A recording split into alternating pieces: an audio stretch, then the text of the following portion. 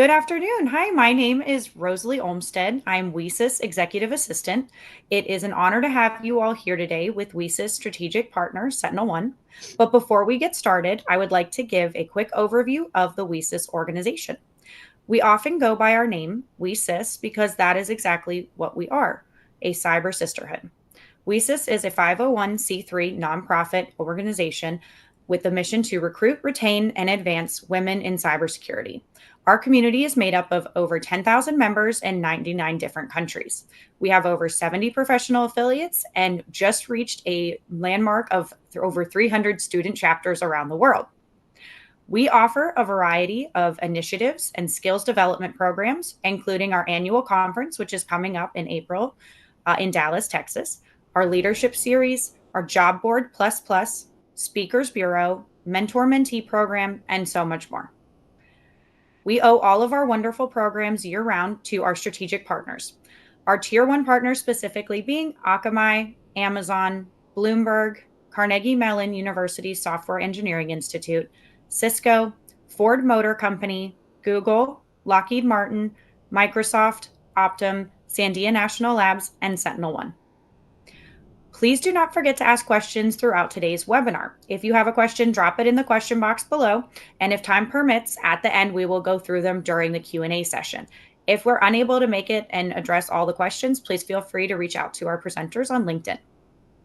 And lastly, if you haven't done so already, please subscribe to the WESIS newsletter to stay up to date on all upcoming WESIS events and webinars. You can find it in the upper right-hand corner at wesis.org. And with that, I'm turning it over to Dr. Drea and Mary Braden with SentinelOne. Yeah, hey guys. My name is Drea London. I am the VP of the Digital Forensics and Incident Response Service at SentinelOne. MB. Hi everyone, I'm a senior manager also on the SentinelOne DFIR team at SentinelOne. Okay, agenda. So we're going to talk to you guys today a little bit about who we are, what incident response or digital forensics and incident response is, which is what DFIR stands for, and then give you guys an idea of the different pathways of finding your way into our industry and doing what we do. And then we're going to talk a little bit about how to be successful at that. There's a lot of different options, and there's obviously certain skills that we look for as hiring managers, but that individuals can strengthen and exercise if this is a career that they desire. And then we're going to do some Q&A.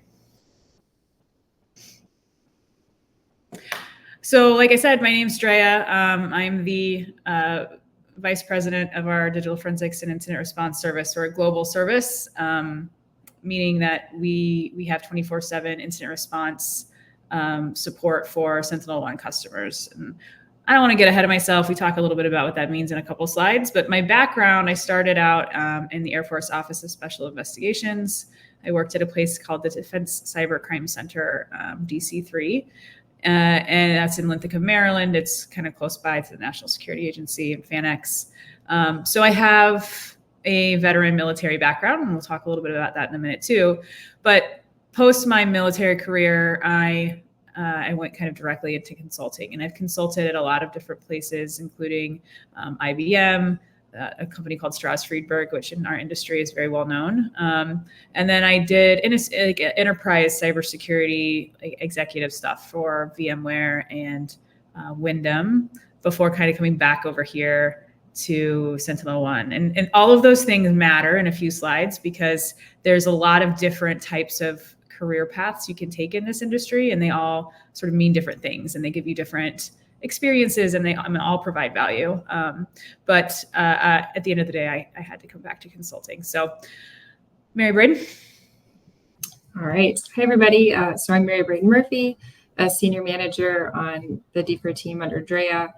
My background is I started off with a bachelor's degree in digital forensics and cyber investigations from the beautiful Champlain College in Vermont. Started my career just after graduating, went directly into consulting. I worked at Strauss Friedberg, where Drea mentioned she also worked at one point. And if you're in the industry already, or if you get into it in the future, you will learn very quickly that it is a small world. So a lot of the folks that you meet or work with, you will cross paths with them time and time and again. So after working at Strauss Friedberg for about 5 years, I moved over to SentinelOne, and I've been here for a little over 2 years, again, doing DFIR consulting.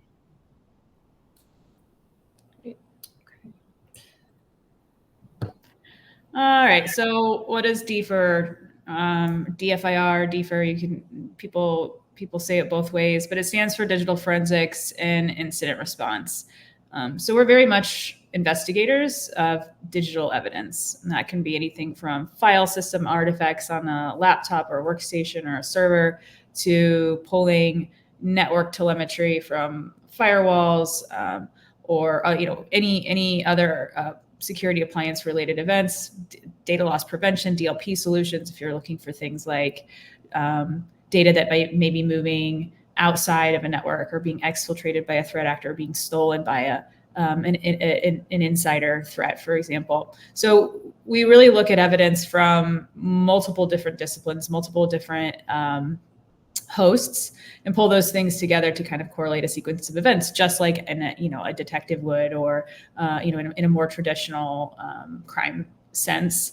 And it's a pretty exciting job because obviously there's that component of the investigation, but it's also really rewarding and fulfilling to kind of seek truth and be able to genuinely see the fruits of your labor at the end of the day, and be able to hopefully thwart the bad guys, maybe not catch the bad guys all the time, but at least, help our customers to be more prepared and respond and recover from cybersecurity incidents. And the life cycle of incident response is kind of cyclical. It typically starts with what we call like a scoping call. So a customer will call us, we have a hotline and we have an email alias, both of which are set up to a paging system that hits all of our analysts, whether, they're on call or during their daily shifts.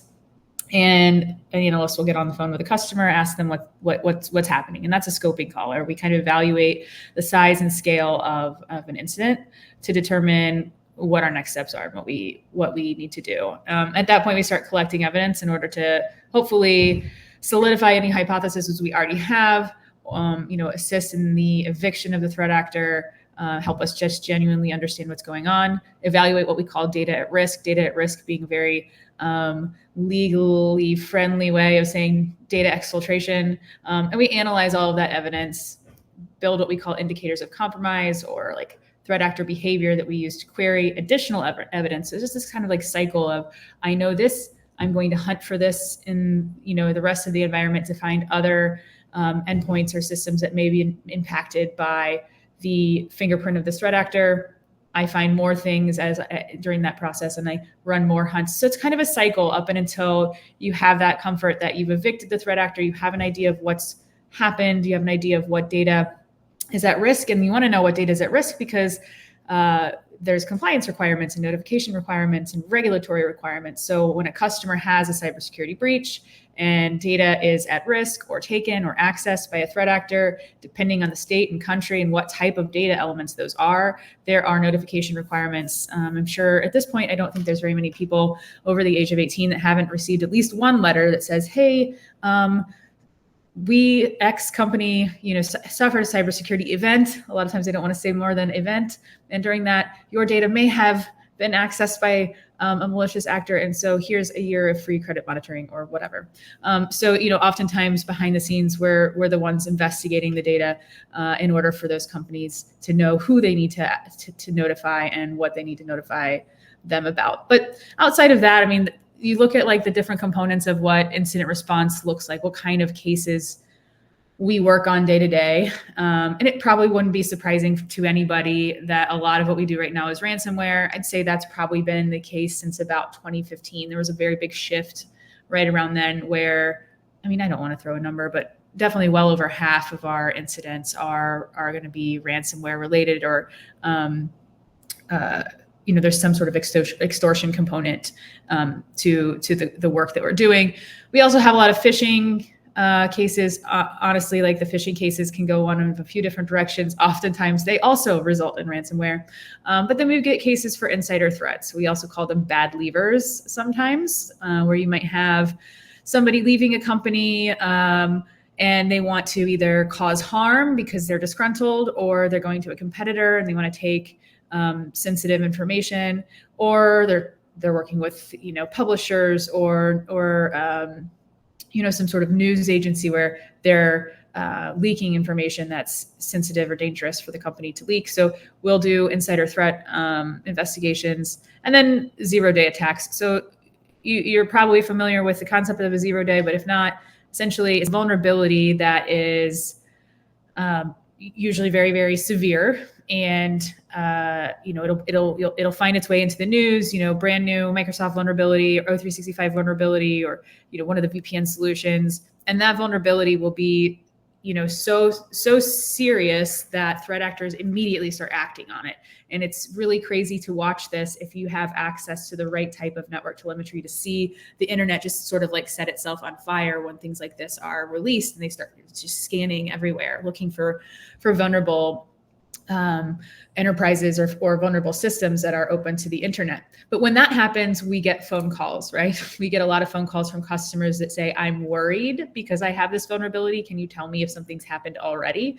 Or they call us and say, we've definitely been impacted by this zero-day vulnerability. And what's kind of crazy about those is that everybody's impacted or made aware of those sorts of vulnerabilities at the same time. And so we'll get a lot of calls on the same day, and it can be very much a fire drill. But those are the sorts of cases that we tend to take up most of our time.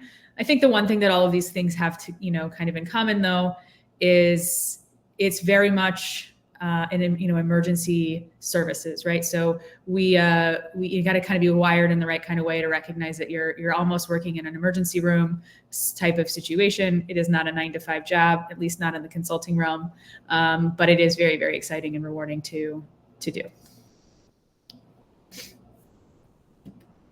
Go ahead and take it, Abby. So, as Drea was alluding to before about getting a letter in the mail, when you see news headlines like these, or you get one of those letters in the mail or an email, those are direct results of cyber attacks, but also DFIR investigations. So in order for any organization to put out a statement about having some kind of incident or event, or in order for them to actually mail you that letter saying you might have been impacted, somebody in our job had to do analysis to figure out those answers.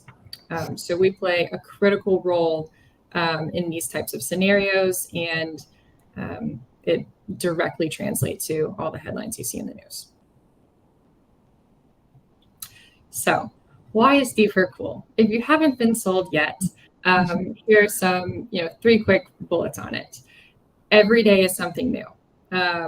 Technology changes, threat actors change, your customers change, or if you're in-house, what you see on a day-to-day basis is never going to be the same. And there's just a thrill in solving these kind of digital mysteries. So you can think of it like detective work / emergency room. Ultimately, you're piecing together what happened in this cyber incident, and you're trying to help your customer or help your organization put in some additional security measures and containment steps to prevent that from happening again. And then finally, you have a real tangible impact.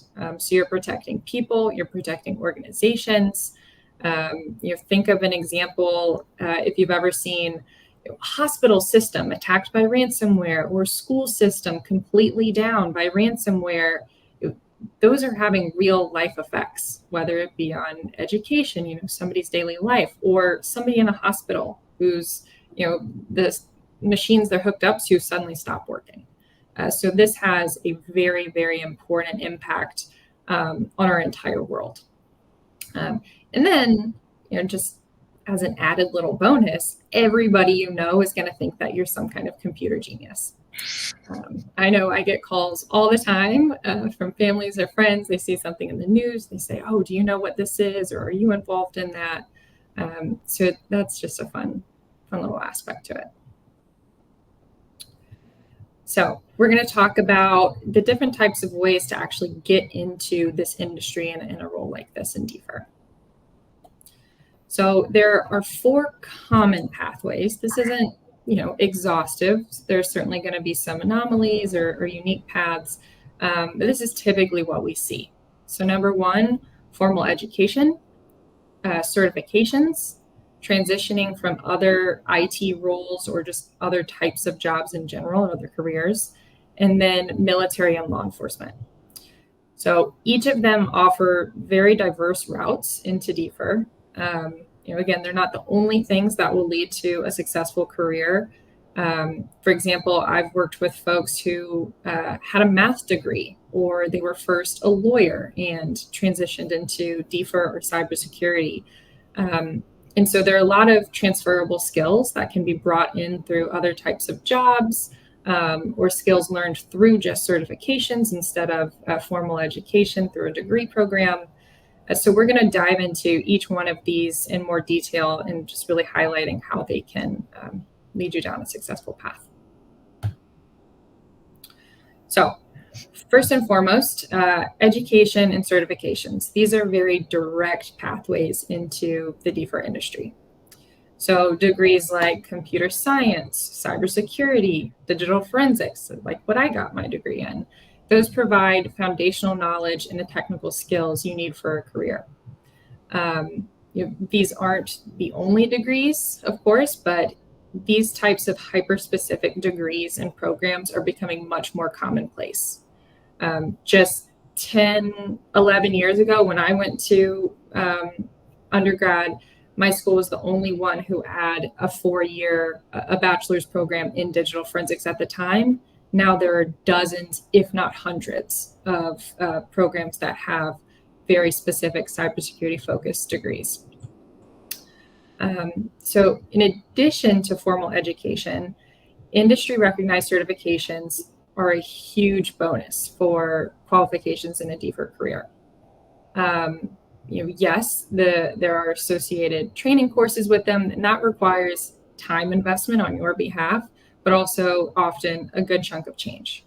There are a couple popular organizations like SANS is mentioned here, that's had, frankly, a bit of a monopoly on DFIR specific training over the years, but more and more as this industry is growing, as organizations recognize the need for investment in this type of education and skill set, there are more and more free or cost-effective training courses and certification programs becoming available, which is a really, really positive thing. So these 2 paths, they give you valuable skills, but they also will just make you more attractive to potential employers in the DFIR field. Specifically on certifications, those are very important in the DFIR industry. Not every industry, out there relies so heavily on those as kind of a point of merit, but it's very important in DFIR. And especially for consulting roles or consulting organizations, sometimes your customers, your clients, are going to want to know who on the team has what certifications. So they see that as a way to build trust and confidence in you and your ability to service them.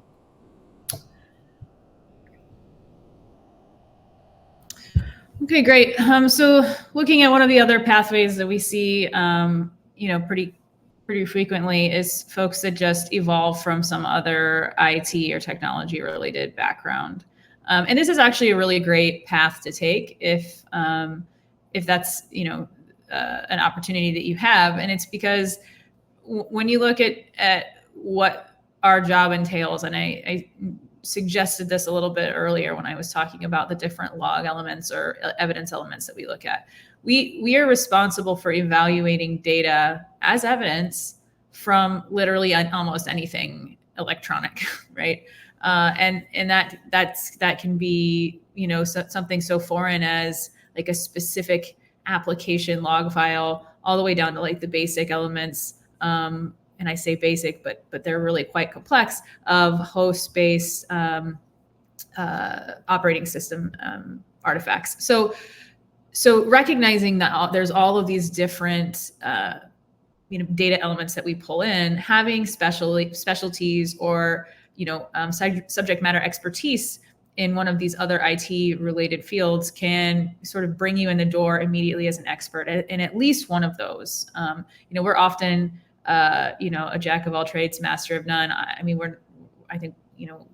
I'm very proud of my team. I think we're all really bright folks, but nobody's going to sit here and suggest that we are subject matter experts in every single type of electronic media. So being able to come to the table with some subject matter expertise from a background in a technology field, where maybe you're just a systems administrator, maybe you're a network administrator, maybe you're super familiar with one specific operating system. Maybe you're just like the Mac person that was in your IT department. You can bring so much to the table for a digital forensics and incident response team with that level of expertise. And, I think one of the qualities of a really well-rounded team is recognizing those skills in your peers and understanding that everybody does have something that they're really special at. And of course, we want to make ourselves more well-rounded and learn other things as well. But it is certainly a pathway in the door to be able to bring something to the table that folks are going to find valuable and that you're going to be able to excel at immediately.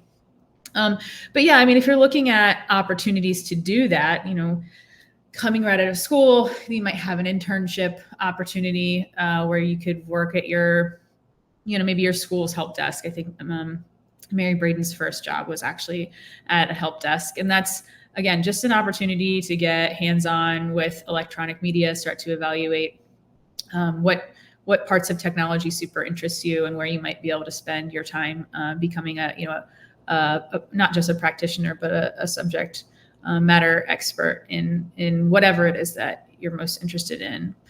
And I think, the last column here, and this is relevant really for all of these different pathways, but making sure that you're engaging in our industry events and networking with folks. I have a wide open door LinkedIn policy. I have a lot of connections, and I'm very, very open and interested in people coming and communicating with me on there. I'm pretty frequent communicator within LinkedIn, but that's just one example of how you can network within the industry.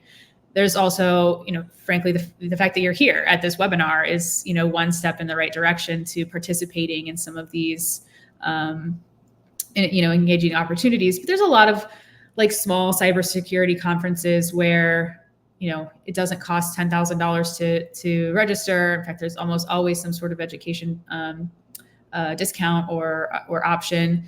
And there's, local chapters that you can participate and kind of get to know not only a little bit about what these jobs look like, and maybe it's not just digital forensics and incident response. Maybe, what we call wartime or investigative type work is not your interest, but maybe you're more peacetime. You want to look more at, pen testing or something more proactive. Just being within the industry and getting to know folks will help you identify those opportunities and hopefully determine what interests you the most. And it'll expose you to not only people that you'll get to meet, but what different jobs they hold and what organizations they work for, and hopefully what job opportunities might be presented to you down the road. You want to advance it for me, MB? Thank you. All right, military and law enforcement. This is a pretty common path into our field, and there's a couple of reasons for that. It's a natural step from military investigation and intelligence, which is so cyber focused right now. So you sort of, when you join the military, if this is one of the MOSs or AFSCs or whatever it is, depending on your branch of service that you call it, there are immediate job opportunities within cybersecurity, investigations, intel, et cetera. And all of those jobs obviously could easily funnel into what we do, private sector. But you basically get that education, right, as a part of your military education. So you get to know a lot about the job, get hands-on experience doing the job, and so it's quite natural then to come out of those positions within the military or within law enforcement and find yourself continuing a long-term career doing this type of work. And there's a lot of skills that the military and law enforcement would bring. There's the natural investigative work. I think largely a lot of the a lot of the positions within law enforcement and military have an investigative component.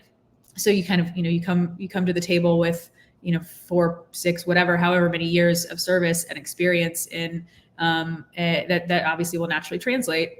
But there's also just the sort of seek truth mentality that you find in folks that tend to decide that military and law enforcement is a career that they intend to pursue. So natural progression, if you join this industry, you'll find it very frequent that folks are veterans and they have that sort of background. Sometimes they're veterans and they have no actual cybersecurity veteran experience. It's just a natural progression.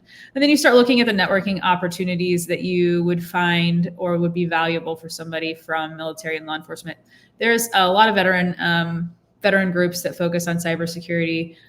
Oftentimes at the industry events, you'll find like veteran breakout sessions or veteran happy hours, opportunities to directly network and interact with folks that have that same background or even, that current job. And then I think looking for mentorship from veterans is actually a pretty easy thing to do. So if you're, I'm a veteran, so feel free to go ahead and leverage that if that's something that interests you or that you would like to discuss. But there's obviously several people that are very well known within our industry that are quite proud of their veteran status. Harlan Carvey is a great example.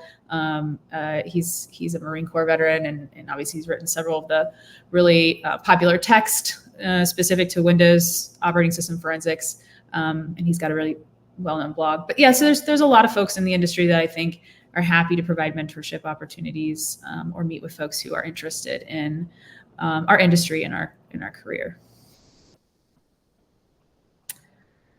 All right. Okay, so we've talked about what DFIR is in general as an industry and as a career, talked about different pathways to get there that we see most often, but what does it actually take? What are the skills needed to either get a job in this field or to be successful in this field? So we're going to break it down by both technical and then soft skills. Both, it's such a big balance. Both are really, really important. But on the technical side, there's a blend of skills needed that are both DFIR specific, but also lots and lots of transferable technical skills. So some skills like threat hunting or specific type of log analysis, those are really, really important, but often unique to DFIR or DFIR-esque related roles. So you will likely gain those types of skills through hands-on experience in the field once you're on the job. And on-the-job training is invaluable. So when you're constantly learning through these real-life scenarios that you're working on, active investigations, and that'll just solidify the skills. So you're never going to be able to just jump right in on your first day in your DFIR career and know how to do everything perfectly. It is a consistent place of learning, and all of the repetitions really help you to get better and learn more skills. So on the transferable side, though, if you're already in some type of IT role, there's plenty that can translate over to the DFIR side. Drea was talking about this earlier. For example, if you are really good at networking or have a really deep understanding of different protocols or how operating systems work. So Drea mentioned, okay, maybe you're the Mac person at your role, or you're really good with Linux or a different type of NIX OSs. Maybe you're on a team and have a lot of work with SIMs. So a piece of software that's ingesting different logs from various applications or security tools. Maybe you have a lot of work in your role on automation, or maybe working with AI and machine learning, as that is absolutely booming right now. And I can tell you that every single cybersecurity or DFIR team is trying to find more and more ways to leverage automation and AI. whatever we can do to make our jobs, our analysis, or our documentation, more efficient and faster. That's amazing. Even down to something that surface level might seem simple, like Excel. I am in Excel every single day, or any other type of data manipulation tool, whether it's command line on Linux, any kind of skills you have to be able to slice and dice data, quickly, sort things, or search for a keyword in a giant data set is going to be really helpful. Ultimately, pattern and anomaly recognition is the core of doing DFIR analysis. So we need to take a look at a data set and try to figure out, okay, what's normal for this environment, or what's normal for this computer or this server, and what's sticking out. Or, knowing operating systems so well that when something, is maybe there's a piece of malware that's closely named to a normal Windows process, you see that, no, that's not right. So that's a critical skill. And then something like legal compliance is also really important. So we talked earlier about how folks who have law degrees, transition into cybersecurity, bringing in that type of that knowledge and that mindset of, okay, how do we operate this investigation? How do we communicate with our customers or our stakeholders in a way that's protected by privilege, legally? Or, okay, if we've determined that through this hack that X number of people's social security numbers were compromised by the threat actor, what are our legal implications here to notify those people, to notify our government entities, to notify law enforcement? All of those things come into play. And on the DFIR side, there are a couple items that have an asterisk on them, so like malware reverse engineering or mobile device analysis. Those are a couple examples of DFIR specific skills that are often going to be a specialty. So Drea mentioned that as you advance your career in DFIR, you'll want to find what part of it speaks to you, or what part of it you're just really going to excel at and be that person. Who's that expert? And oftentimes we see expert reverse engineers, or experts in doing mobile device analysis. So who's really good at analyzing a cell phone or an iPad, or a Google Chromebook, something like that. Because not everybody's going to have the same skill set. There's going to be, a lot of basics that overlap, but wherever you can, specialize is going to help set you apart, especially in terms of advancement in a current role or a current company, but also seeking any new jobs. So I said that soft skills and technical skills, it's a balance. You got to have both, especially in this type of role where you are not only going to be deep in the weeds in data doing analysis, but you also have to communicate. You have to interact with other people, whether it be your own team or whomever your stakeholders are. So if you work in-house at an organization, you're just focused on your company's security posture and your company's incidents, you might have to talk to managers or the CEO or maybe even the board of directors for your company. If you're in a consulting position, you're going to have to talk to a different customer and maybe a dozen different people at that customer every single day. If you're in law enforcement or the military, doing DFIR, you're going to have a whole other type of bureaucracy and people to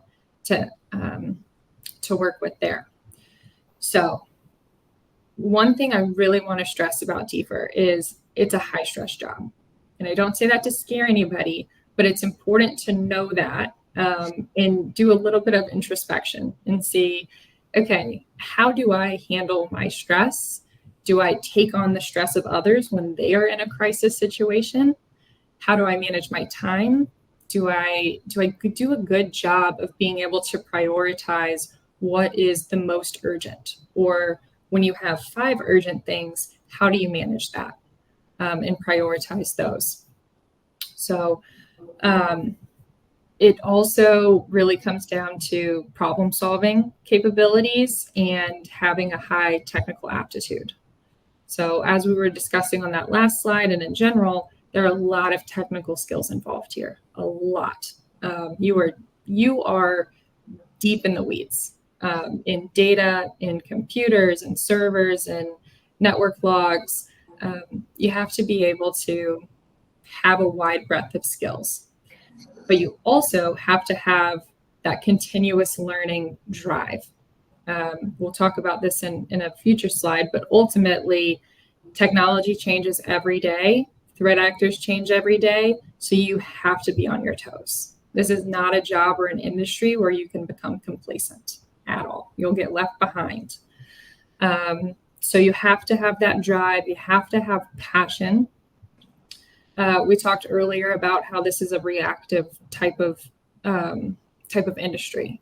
So likening it to firefighters or emergency room departments, you have to really have a bit of a superhero complex and be willing to run into the fire and not be afraid. It has to feel exciting for you, I think, in order for this to be a sustainable career. And ultimately, you also have to have a lot of curiosity. So it's really good to be somebody that likes to tinker. You know, if you've got a computer or if you've got, I don't know, whatever it is at home and you want to take it apart, figure out how it works, or if you are just a relentless problem solver, this might be a really good type of role for you. Adaptability, I think, is the last one that I haven't covered. That's huge. So again, every day is different, and you are going, in this type of job, you're going head to head with a threat actor on the other side of the world, probably. And they're going to be trying to counter every move that you make. So you have to be adaptable, to face those threats, face those changes, and also just be adaptable with technology in the industry as a whole. Mentioning before that everything is always changing. You have to keep up with it and just be flexible. You got to roll with the punches. So combining these two categories, soft and technical, critical. I was reading a report just earlier today on the state of cybersecurity and staffing, and the number one skill, one of the number one skills that organizations are looking for is that problem solving mentality. So just a little extra nugget there for you. Okay, that was a lot. It takes a lot of skills to be successful in DFIR. But if you're feeling like this, if you're feeling a little overwhelmed, it's okay. It's valid, but no one's going to expect you to have every single one of those skills or be really good at them when you start a job or when you start a career. Drea mentioned that not everybody is going to be the best expert in each area of DFIR, and that's okay. That's okay.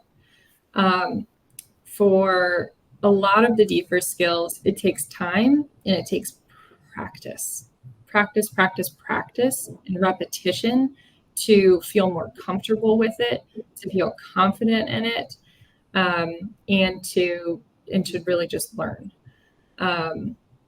So with that in mind, we are going to talk now about the importance of that continuous learning. Yeah, so that's actually a really good transition, and because you're talking about practice. And when we talk about continuous learning within this industry or the skills that that are required for this job, one of the things that we find a lot of analysts and practitioners enjoy is competitive CTF, or capture the flag exercises. Obviously, you can do those at a lot of the SANS training courses. Almost any cybersecurity conference that you can attend will have some sort of CTF. And then I think a lot of academia does similar competitive CTF too. And that's a great way to exercise your muscles before or even after, frankly, you're, hopefully employed in a role where you're doing this job. I will say that depending on which sort of career path you take, certainly if it's in the consulting side of DFIR, you'll have plenty of practice very, very quickly in rapid succession with lots of different types of cases, lots of different threat actors. But then if you look at more on the enterprise side, working within, a cybersecurity department at a company, hopefully you're not having cybersecurity events and incidents with a high frequency, right? That would not be good for that enterprise. Now there's some caveats to that, especially when you start looking at like Silicon Valley and tech companies, or like the Googles and Facebooks. Obviously, there's still going to be plenty of compelling casework day to day. But traditionally speaking, you're not going to have, the same amount of exposure. But it does certainly, that sort of consulting path gives you a lot of exposure very quickly, and the ability to sort of figure out and learn and exercise those muscles, practice, as MB said. But aside from just being able to find a way to build that muscle memory, there's obviously a lot of educational components as well, whether that's, pursuing certifications. We've got folks on our team that, I can't even tell you how many certifications Matt Weikert has, my Braden, but there's numerous, right? So some folks just really enjoy that. That's something that they find fulfilling, and obviously it allows them to continually grow and learn. And then there's some folks that, would just prefer to be on X, formerly known as Twitter, following their favorite threat researchers, learning about what's happening today in a more real-time manner. There's obviously several cybersecurity blogs that are pretty well-known and respected. Brian Krebs has one. I mentioned Harlan Carby earlier. He's got one. Bleeping Computers, one that we often find pretty compelling and bleeding edge information on. But the big key here is, it's important to stay polished in any career if you want to succeed. It doesn't matter what you're doing. I think any career that you're going into, you have a similar webinar to this, and somebody that does that career successfully is telling you, how do you succeed? And one of the things they're always consistently going to say is, continue to educate yourself. That's sort of a given. But I think the component to that here that's a little bit different is that you're in constant one-on-one competition with threat actors who are like themselves on the bleeding edge of technology, some of which now is AI driven. And that's, obviously very alarming and compelling and interesting to think about. So it is not just important so that you can succeed and maybe be a step ahead of your peers, like it would be in other industries or in, other traditional roles. Here, you have to stay on the cutting edge of education. You have to stay on the cutting edge of technology, you have to stay on the cutting edge of threat actor techniques, or you will lose, right? So it's a constant competition, being able to stay one step ahead, or understand, what you should be looking for today, because it is going to be different than yesterday, 100 out of 100 times. So it's just really, really important. And we devote time in our days, every single one of us, every single day devotes time specifically just to make sure we are following whatever it is, our favorite blog, our favorite researchers, the peers that we talk to within our Intel sharing circles or ISECs or whatever that may be. Everybody that's successful in this industry sets aside time every single day. And so just a really important slide, something, like I said, you're going to hear from anybody that's successful in whatever they do, but just wanting to really underscore why in this field, it's something that you have to make sure that you're committed to. Absolutely. Okay, so moving on to our last section, Drea, I think we're going to need to go through these a little more quickly. Yeah.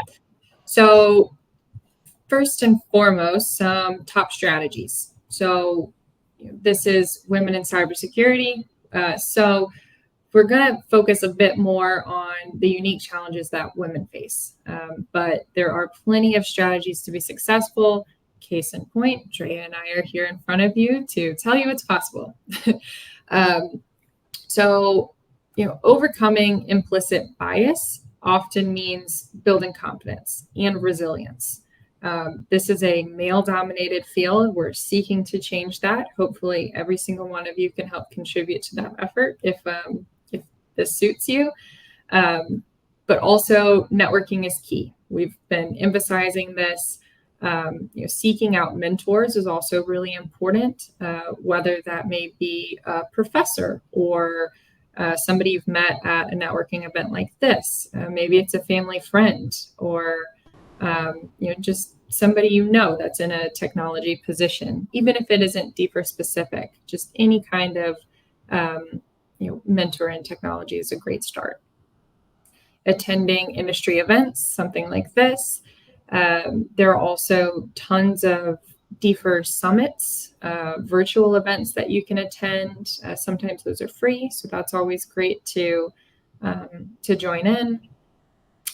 And then for career growth, this is something that's important to also consider, especially if you've already started your DFIR career, how you want the trajectory to go. So there are a few different paths. One is management. You want to maybe be Drea someday as a senior VP in a company. Maybe you like to kind of straddle the middle line on investigations where you've got the technical expertise, you've done that a bit, but maybe you want to be a little bit more of a customer or like client relation manager. In our team, we call those engagement managers, where they're the number one face interacting with our customers through a case, but they are DFIR analysts at their core, so they can talk the talk and walk the walk. Or maybe you want to just be a tried and true technical expert. You want to run with that maybe malware reverse engineering niche or mobile device forensics. Speaking of that one, mobile device, if you do even the tiniest little Google search for DFIR and mobile device forensics, you will see Heather Mahalik come up every single time. She is an expert in that space, and that is what she's known for.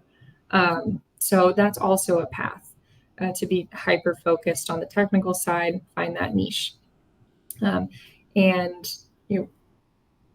If you're just starting your career in DFIR or you're not there yet, that's going to be less important, but just something to keep in the back of your mind as a way to advance your career once you get going.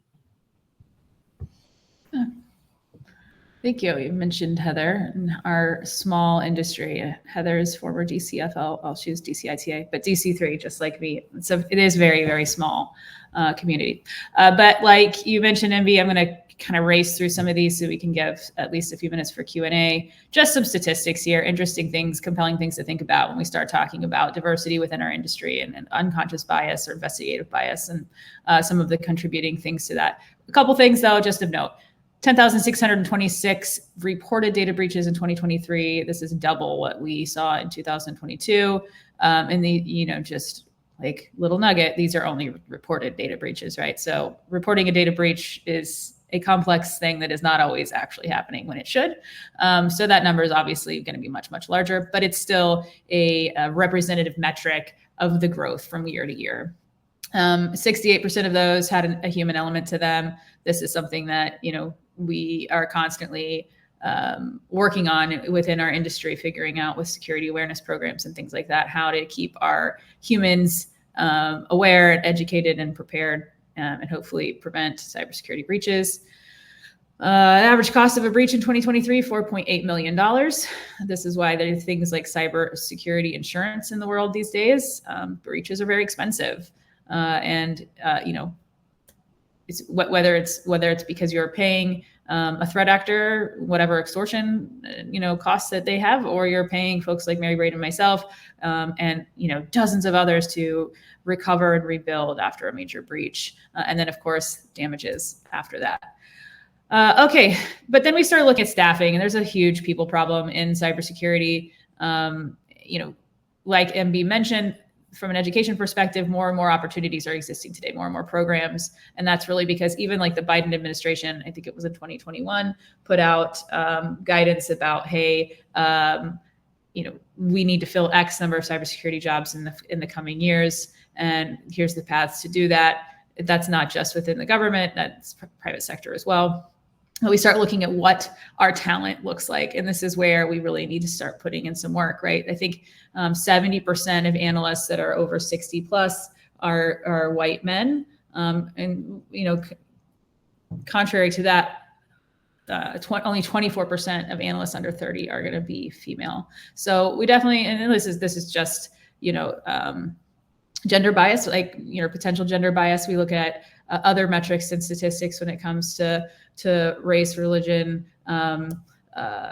sexual orientation, whatever other diversity elements that you could contribute to the success of a war room. And we see, very little, unfortunately. So figuring out ways of evolving that is one of my personal passions. So looking at what creates or contributes to investigative bias.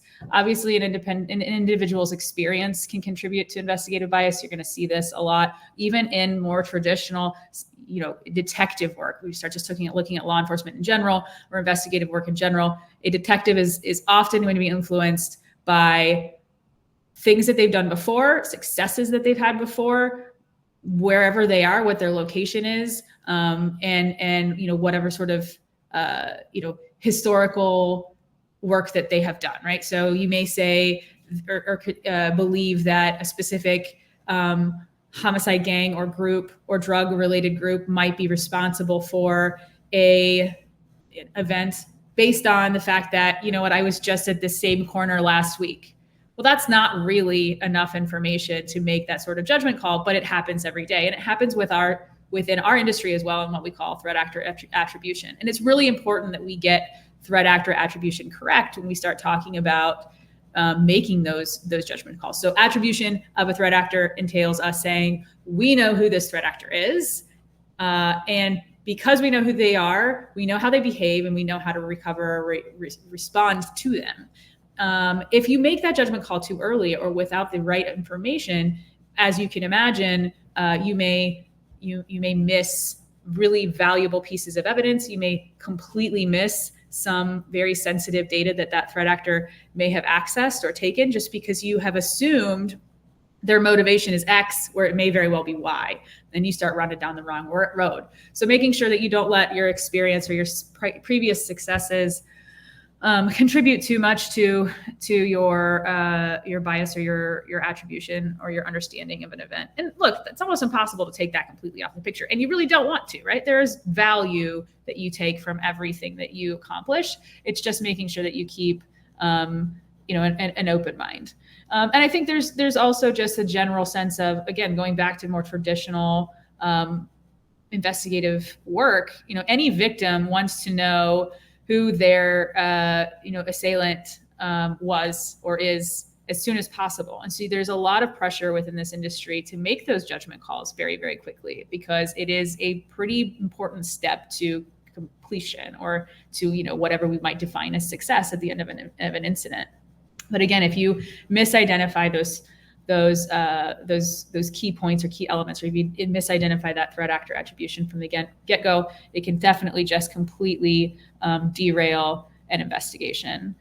And other things can influence this bias as well, like your experience, the mentors that you have who may have very specific experiences, and they have educated you to essentially have their experiences, right? These are good things, but can be bad things too. So, and then I think also just making sure that when you come into an investigation, you're coming in with this clear head and you're not thinking too much about all of these other influences. And a really good example of this was like during the George Floyd murder investigation, the medical examiner that was responsible for the cause of death investigation refused to watch any of the videos that were taken. Obviously there was a lot of crowdsourced videos. We've unfortunately all seen those. But they refused to watch those because they did not want them to influence how they would observe the physical evidence of what they were doing. They wanted a completely unbiased opinion based on their actual expertise. So just a few things to think about there. Going ahead and flying through this, what can we do for these, to combat these challenges? What changes can we make within the industry? Obviously, prioritizing people, looking at having a more diverse war room is really important. And I'm not going to set through every single one of these because we only got 5 minutes, but one sort of just thing that I like to end on as far as when I start thinking about being a people manager or a people, hiring people within my team, I'm an ex-college athlete. So I look at things, sometimes with that mindset. But if you look at something like the NFL draft or the NBA draft, and what is happening in this situation is you have this pile of talented people. And then you've got these people whose responsibility is, when it's their turn, to pluck somebody out of that pile of talented people. And there's two methods that you can go about looking at how you decide to hire folks when you're in a draft mentality. And that is, you go best on board, which means you pick the most talented player on the board. It doesn't matter what position they hold. It doesn't matter if you need that position. The idea behind it is, this person is so talented that they can be a franchise player for me and they can make a difference regardless of the fact if I have a skills gap or need for them. Or you you draft based on need. What do I need? I need to fill gaps. When you start looking at hiring people and you go in there saying, I want a diverse war room. I don't want all quarterbacks because I need people to run the ball and catch the ball and defend the ball and kick the ball too. The quarterbacks are the best important player. They're so valuable, but like, what are you going to do with a bunch of quarterbacks, right? You have to have a very well-rounded, diverse team. And that might come in with technical skills. That might come in with your educational background or your military background or whatever that might be. But it also is, who are you, right? Making sure that we have folks from all sorts of diverse backgrounds so that they can bring their personal experience and expertise to the table and have the most well-rounded, most successful franchise team that we can.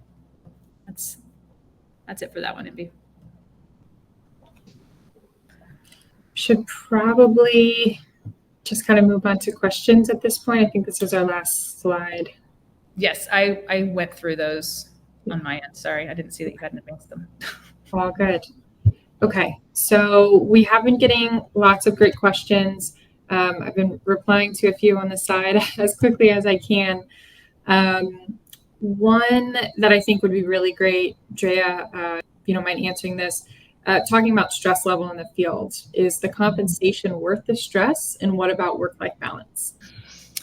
Yeah, so it depends, again, a little bit on where you go. If you come into the consulting side of this, it's obviously a lot more high stress than if you're just working at, and not to say that it's not high stress when you work within an enterprise. It's just, again, hopefully you're not experiencing cybersecurity breaches every single day.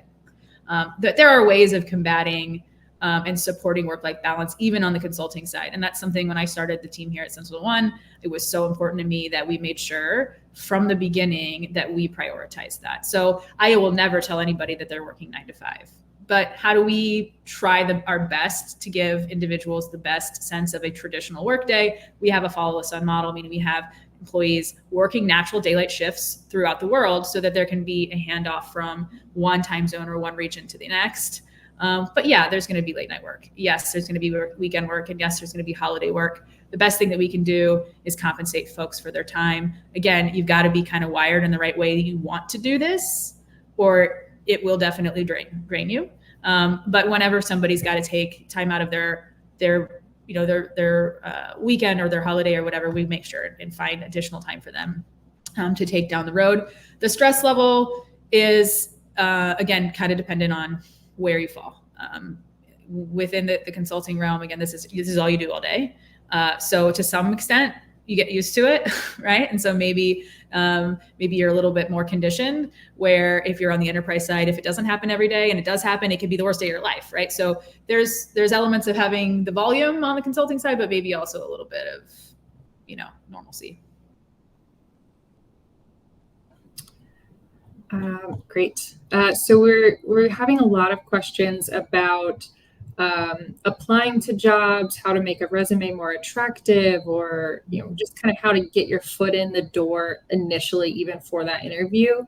So without going into each specific example, something that I would recommend is find a few different, maybe a handful of jobs that you're interested in, and look for common keywords across them all. And if you have those particular skills or that type of experience under your belt, make sure that those keywords are in your resume. So much of resume sifting goes through an initial funnel that's looking for specific words. And if maybe you don't have those, you might just get cut without even a human being actually looking at it and taking your real valuable experience under consideration. So that would be my number one tip, especially for a technological role in industry like this.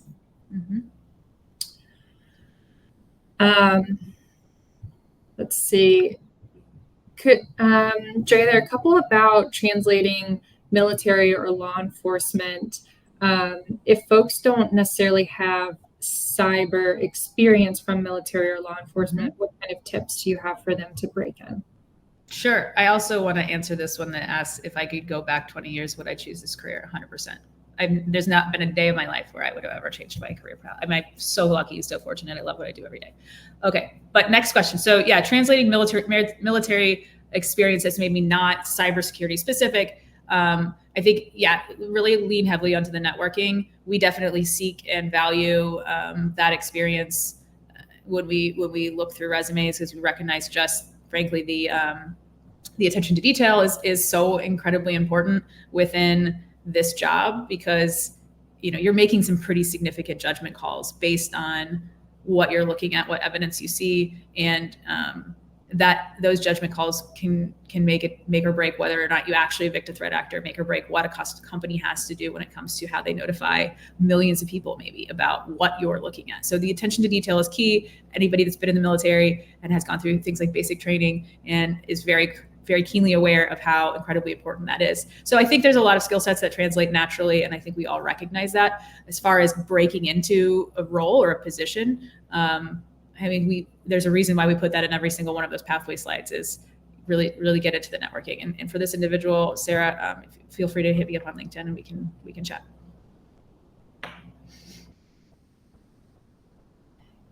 There's one I just replied to, but I think it's a good one to repeat. It was about programming languages. Is it necessary in the field, or what might be the best one to learn if you are interested in doing that? Number one language at DFIR is Python, by far. I would say it's not necessary.